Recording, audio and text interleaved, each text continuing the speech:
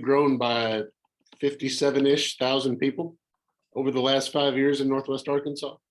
And we're on pace to grow by another 53,000 or so in the 5 years to follow. So if you look at that growth pattern, that's about 26 and a half, 27 people per day who are moving to the region.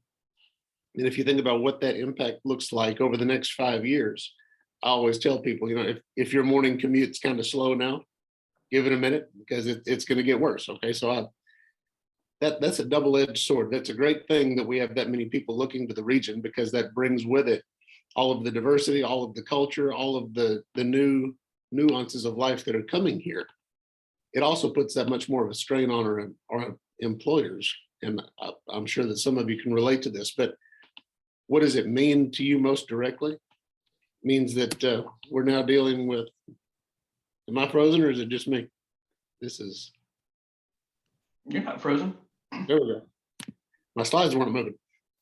But what it means for us most directly, it's put us in that top 4 list of places to work and live. And that kind of launched the Life Works Here initiative. I'm sure some of you have seen that branding around the region. There's a caveat to that. We want it to work here. We want it to live here. We also want it to grow, train, and develop here. So as you see some of these efforts that we're going through as a group, I want you to think about, what does that mean for you as a leader in this group? Well, if you look at just the growth alone, that's tougher competition for quality talent across the board every day. And if many of you are HR oriented, or your role deals with the hiring and selection of candidates, think about what that means down at the bottom. If we're going to grow by another 53,000 people, the sheer volume of resumes that you're going to see could be stifling. So think about some of those key aspects that, number one, that you're looking for, but your critical role as a leader here. What kind of people are you growing? What kind of people are you recruiting? Are you bringing folks into the fold that not only are willing to take those positions that you have today, but are willing to grow with you and with your company, that will allow you to build that culture that will allow you to keep them here? I'm going to show you some statistics throughout this presentation that talk about just the raw cost of losing quality talent, because that's as big of an issue to us as recruiting new talent, is the loss of that seasoned talent that's now on the verge of retirement. These are some real numbers as of this morning. If you look at this, the last 30 days, more than 14,000 posted open jobs in Northwest Arkansas. Actual active postings today, 10,005, approaching 11. That number is growing. It's not getting smaller. So if we talk about what are we doing to grow and cultivate talent, I always have to pose the question whenever I visit with student groups. I'm very much pro-college, as long as people know why they're going.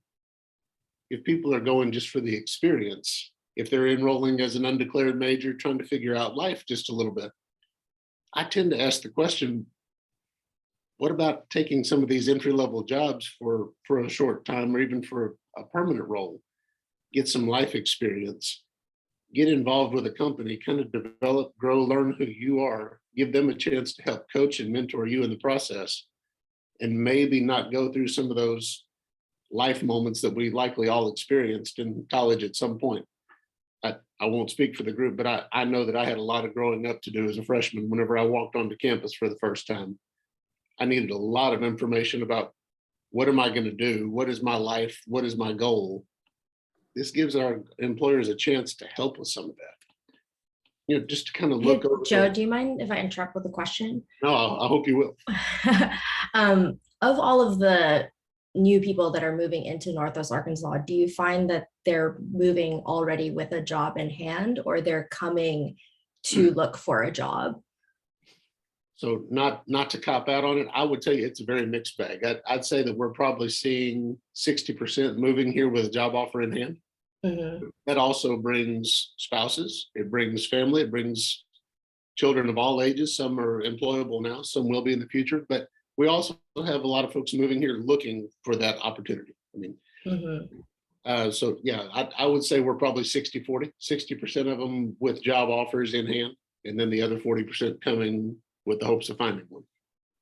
Got it. Thank you. Sure. And again, I mean it when I say it. If you have questions at any time, throw them out there. I would love for this to be a two-way discussion.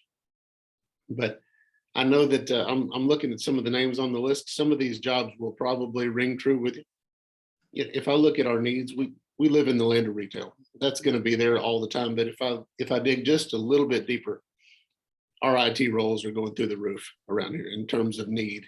And I realize that's not all entry level. A lot of it is probably middle skill and above, but the need is still there. If you're looking at 404 postings for a developer alone in the Washington-Benton County area, that's screaming about the need of where we are.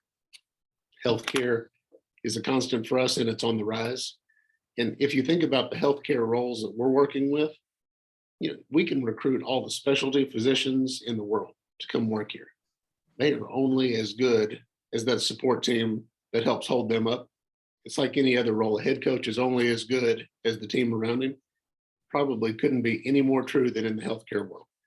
So we're really trying to focus on building the nurses, the LPNs, the CNAs, the technicians, everything from the front of the house to the business office to try and make that healthcare model really work. But some of probably the top 5 largest growth areas for us right now, and I've got a slide that'll show this, but retail is going to be there. Web development, IT is going to be there. Transportation, logistics is huge for us. Healthcare from top to bottom, and then construction and manufacturing kind of round out the top 5. But if you're looking at these dollar figures, most of these jobs are available to 18-year-olds who are graduating and have the ability to grow. As an employer, things that I'm begging and pleading with our employers to do, if you offer continuing education support funding as one of your benefits, meaning that you'll help your employees continue to train or even go back to school if they'd like to, the awareness gap that our students are facing in that regard is probably much larger than the skills gap that we're really seeing as a region. So just making sure that we're putting it out there that we want you to come work with us, but we're also helping to invest in you, because our students don't always know that. Numbers that I'm looking at, across the region, we have a pretty good working cohort of millennials, and that's not the case everywhere. But that middle number should be a pretty strong concern to everybody. If you're looking at the folks who are staring down the barrel of retirement, who have a career's worth of institutional knowledge at hand, that's terrifying to me as a workforce developer, because I want to make sure that we latch on to those skills and that knowledge and partner it with this new incoming Generation Z group that we have coming out of our schools, who desperately need that experience in order to kind of pick up the slack and run. So if you are open to the conversation about internship, apprenticeship, finding ways for me to help couple this new young talent coming out of the pipeline with the folks who have been there, done that, and know the ropes, I'll help you walk all of that to make it happen. I just need to know who's interested in being a part of it. So some of the big areas that we can all kind of talk about, certainly the attraction piece, the awareness piece, the onboarding piece is becoming more of a critical factor in terms of retaining talent. And I'll show you what I mean in just a minute, but that onboarding and culture building piece are the stickiness that are going to help us hold on to that talent. But what our seasoned talent is looking for is an employer who's willing to reinvest in them, help them upskill, develop, grow, so that ultimately we can retain and hold on to that talent. There are 2 websites that I try and drive all of our traffic through, and I'd love to take just 2 or 3 minutes and show it to you. But the Careers NWA piece, we launched that in the fall of 19, and we've kind of added to it over time. That's our career navigator. Any of the open jobs that we have posted are there. We pull from all of the big job posting engines, Indeed, Glassdoor, Monster, because the more candidates that I met with, the frustration level was getting larger that, hey, I'm finding all these open jobs, I'm clicking through Glassdoor, but I don't get a response, or I click and the job's already been filled. So what we've done is we've refined all those jobs just back to Northwest Arkansas roles, and we've put them on Careers NWA, so that people can do all of their sorting through that. And it's really easy to look at. If you look at careers and drop down to find careers, and you'll also see we've added some resume builders there and some other tools for folks. But if you look at this, it takes you to a program that we've kind of developed called Workforce Connection. From there, if you want to research any of our open jobs using your degree, you can do it. If you're a high school student or a college student, you can kind of refine based on the kinds of classes you're taking. If you want to answer kind of an inventory about interests or values, you can do all that. Just to kind of streamline it today, if I look at clusters, that's the quickest one. I've kind of been on an IT kick here the last week or two, so I'll kind of stay there. But in terms of information that our job seekers need, we Hey, update Joe, this. are you trying to show us a website? Is it Because not popping up? I'm still seeing the slide deck. I'm I just saw sorry. your mouse moving around. I figured you were Thank probably you. trying to show us Thank you some. for telling me. I bet I have to do a new share to show the website, and I do. Okay, thank you for telling me. How about now? Are you seeing something different? No, still see the slide deck. Okay, hang on a minute. I can do better. Let's see.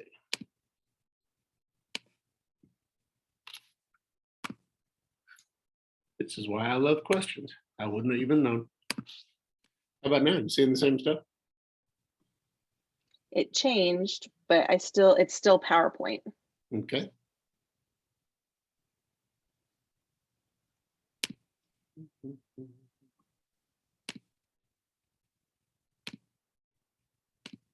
How about now? Yep. Hey, thanks. I appreciate it. Only way that I know. Okay, so let me start again. careersnwa.com is our website. And there we have tools for resume construction. I know that some of you probably see some of those first resumes that come through and they create all kinds of cringy kind of moments.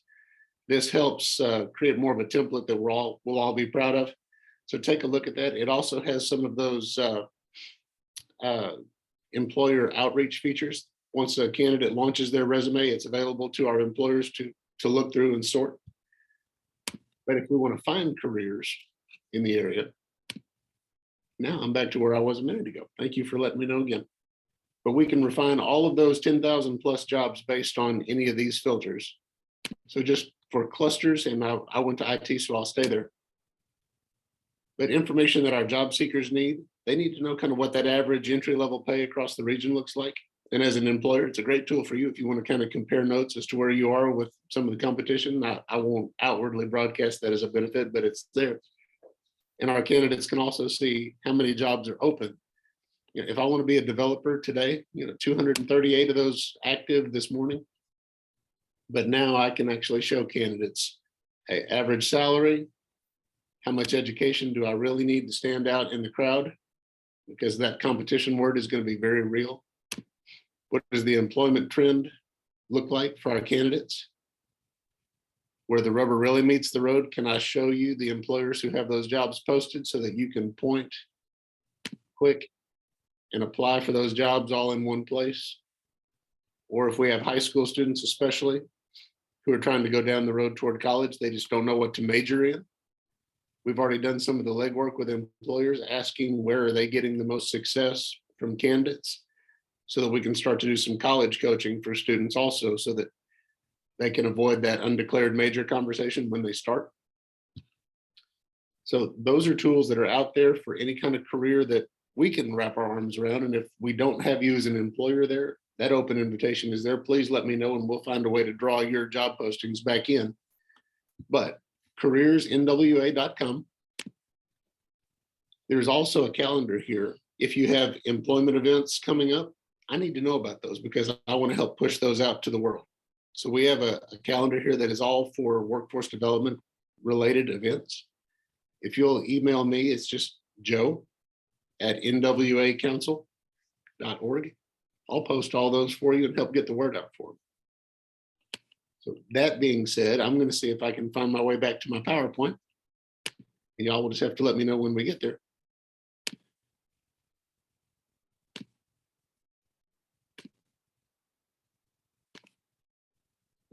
I hope we're there. We are. Okay. So that Careers NWA is our entry-level pipeline tool. And we also have Finding NWA, which is kind of our national outreach tool, our marketing arm, trying to bring new attention to the region. So please take a look at those. If you have candidates who are looking for information about the region, it's a great resource for them. we're trying to make sure that our job seekers have the most understanding about where can they receive upskilling, how do we promote our training partners, working very closely with these 4 groups. Obviously, I've got a good connection with NWTI. My father is now the president of the school there, and we're trying to really grow their apprenticeship development efforts.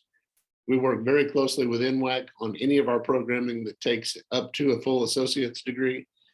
Business and industry training is very directly related to industrial maintenance.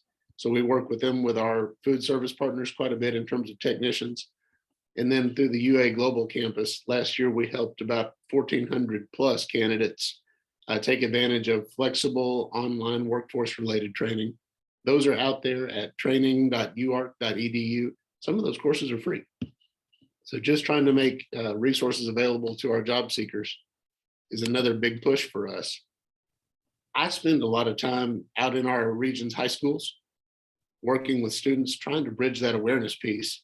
And the more that I'm out there, the more that it becomes very clear to me, I've got to have our community members in our schools.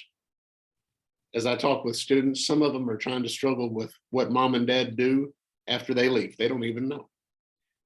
Much less they don't understand all the opportunities, the kinds of credentials, the supports that are offered, who the employers are. And the only way that I can fix that is by doing a string of events. I need people who are out there living it, breathing it, living it every day to join me and go be presenters, speakers. We're doing a video awareness series. If you don't really want to be in front of a large group and you're not afraid of a camera, we can do that. We can Zoom you into classrooms, and all those things are taking place now. But the only way that I could ever expect our students to wrap their arms around the kinds of jobs we have are to show them to them. That's where I need people just like you to help. I work with employers a lot in terms of onboarding, culture building, certainly retention, because these are national stats about our current scenario in terms of keeping talent. If you look at those, that's pretty eye-opening to where we are as a country right now. It also sheds a lot of light on why do we have the workforce needs that we have. Well, 31% of those employees are quitting their job within the first 6 months. That's a direct lack of engagement with the employer. They don't understand the mission or the vision. They can't relate to it. If you look at only 25% of employees feeling connected to the kind of mission that they're working with, we've got to do a better job about informing and onboarding talent, because the struggle that we have of losing it, we could easily spend more than double what that employee's salary looks like trying to replace it. So we have to find ways to wrap our arms around employers, make sure they understand the key asset that they have in terms of their workers. Just to kind of continue that, if 20% of turnover is going to happen in the first 45 days of work, what are we doing as an onboarding group? 10 times higher for employees leaving within the first year. There are things that we can do here in terms of great onboarding experience. And if your company would like to do a deep dive on what are we doing as we bring employees on board, I'd love to sit down around the table and just help come up with ideas. Our most valuable resource across the region, hands down, are the people that we have. That is how we've stayed afloat. Whenever a lot of the remainder of the country has been very stagnant, we've continued to grow by about 10% annually in terms of our worker production. So that's a huge number in this kind of market. So things that we can do together, we can find ways to work together to help inform the process, because the largest population that we have in the region are our Gen Z candidates. Folks who are coming out of these programs right now. They are larger than the millennial population before them. They've had a very non-traditional high school experience over the last 3 years, certainly, or college experience. There are things that these candidates are seeing as weaknesses, but the truth is they're probably very beneficial assets. They've been at home or in blended environments. They've had to self-manage more so than any group before them. Some folks are going to want to see that as a weakness. I think we need to see those as strengths that people are bringing to the table, because with that experience, they're bringing much more comfort with the technology. Their social and emotional intelligence levels are going to be much higher than even ours. The growth mindset is going to be something that we're going to have to kind of coach, because they're seeing the numbers that I'm presenting in terms of entry-level positions. they also need to be able to wrap their arms around that upskilling conversation to stay and to grow within these companies. That's that mentoring conversation, that apprenticeship, that internship conversation. That coupling of people with folks who have been there and done that. But we're seeing some trends in terms of how are they researching companies across the region. So, we just had the holidays. My guess is most of you can probably relate to this. If you were doing your shopping online, or if you were looking for something, maybe you're shopping for a car or a house, all of a sudden you see those ads popping up on the sidebar of your computer all the time. It's almost impossible to get those to go away. Companies are using that reverse marketing to now start tracking down this Gen Z population. Gen Z is doing their research on companies far beyond or far ahead of time before they ever apply. So as an employer, you might want to think about, what does your web presence look like? Are you telling your story out there in social media channels? Are you telling your story on YouTube or Facebook, Instagram, Snapchat, whatever your social media channel might be? That's where your candidates are doing their homework on you. So just thoughts about how you're placing yourself out there in the social environment. Just to kind of drive home the point about where we are as our top growing industries across the region. And these were pulled last night. If we're going to grow by 53,000 people, who's going to build those homes? Who's going to build the roads? Makes sense that construction would be number one, but manufacturing quickly behind it. And we're building everything from raw steel ingredients to IT components to airplanes right here in Northwest Arkansas. We're going to have the right kind of technicians, not only to build them, but to ship them also whenever they're done. Just to kind of pay tribute here, healthcare, professional and IT services, those are our top growing areas, and they're going to be for the foreseeable future. Just to kind of pull the 1 year forecast, if you look all the way over to that kind of pinkish side, just looking at the total demand over 1 year, showing that we need an additional almost 35,000 people in the workforce by the end of this calendar year. Our challenge is out there to really try and find and develop quality talent. As you look at resumes, and you'll know this as well as I do, if I kind of cut that screen in half in terms of the red side being credentials or certificates, things that you can put on paper, and the blue side being who we are as people. This is one area that I think COVID has probably impacted more so than most. The blue side of that screen, we've got some ground to make up here. And we all know that soft skills conversation, we've heard it enough, but here it is in print with numbers tied to it, talking about the kind of postings that were out there as of about 5:15 or so this morning. That's as real time as I can make it.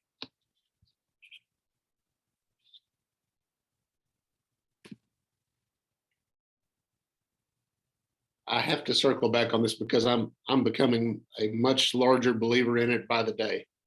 Finding experience for these students who are coming out of high school, the more employers that I work with, they're not pushing back on academic preparation. They're pushing back on experience, maturity, life development.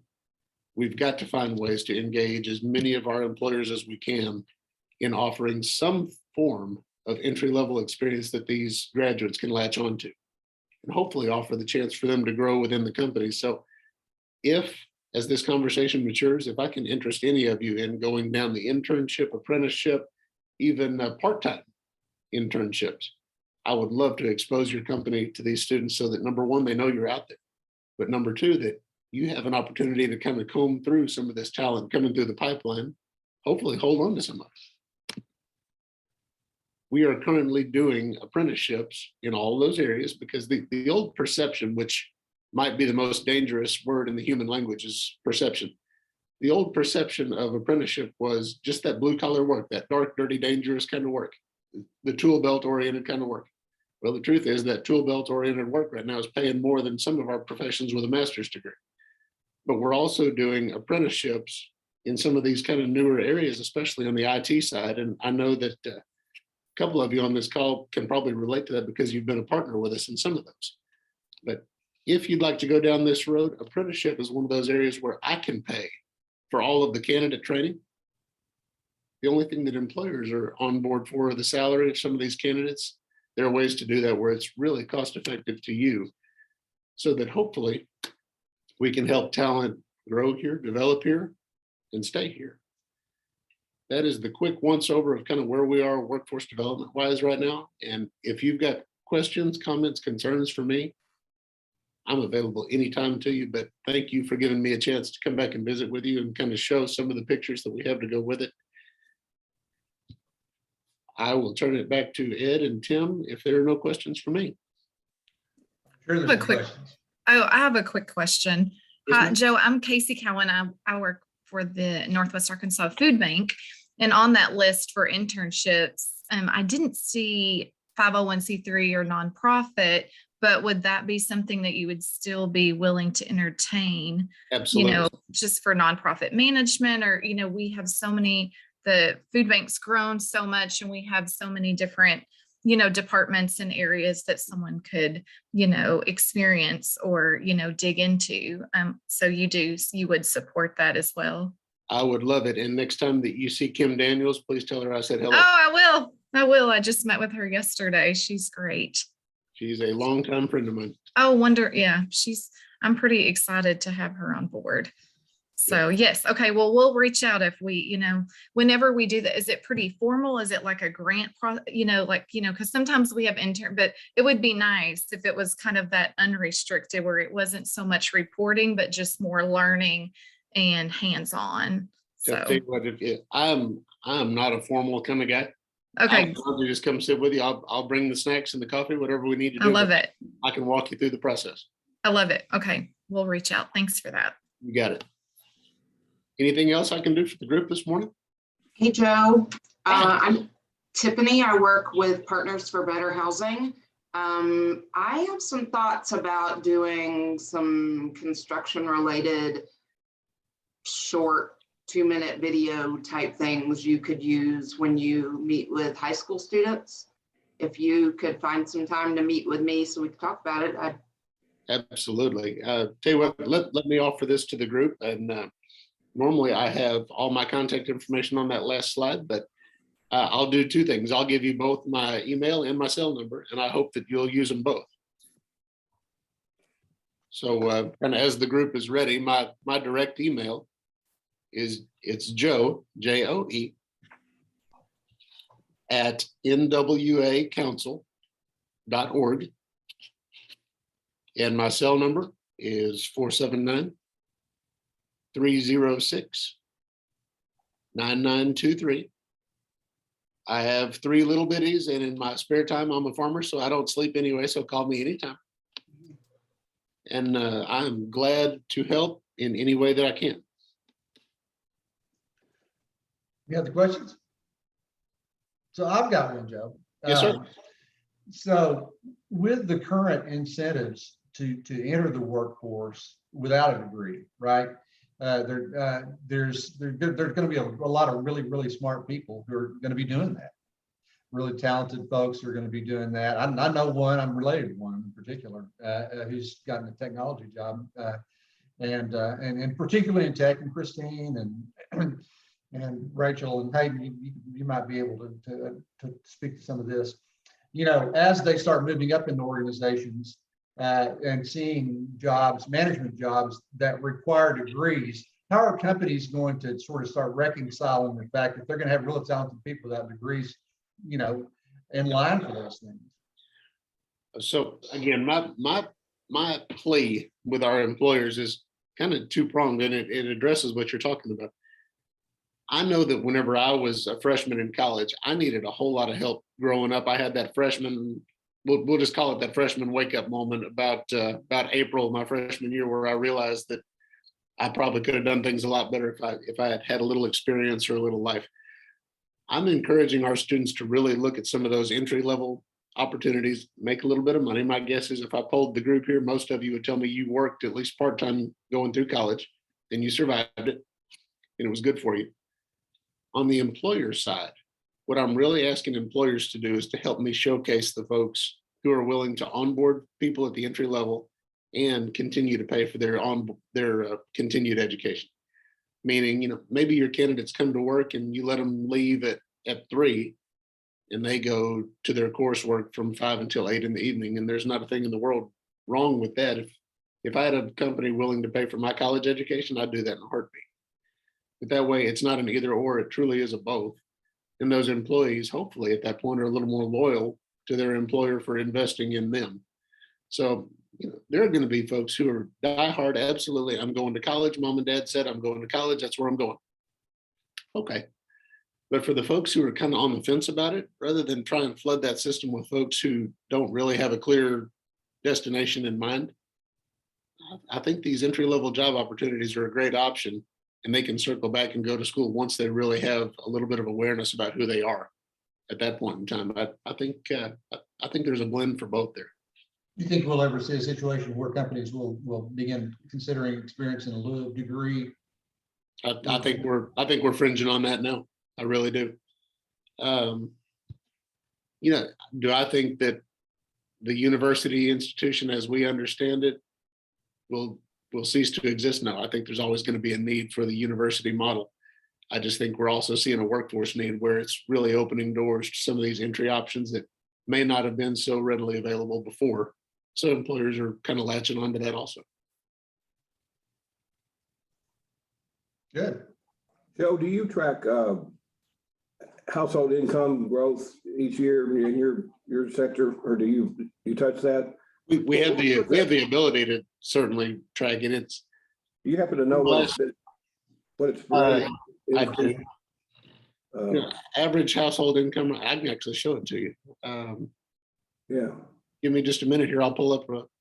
I think probably 3 or 4 years ago, when the U.S. job household income wasn't going up at all, ours went up like 13% or something.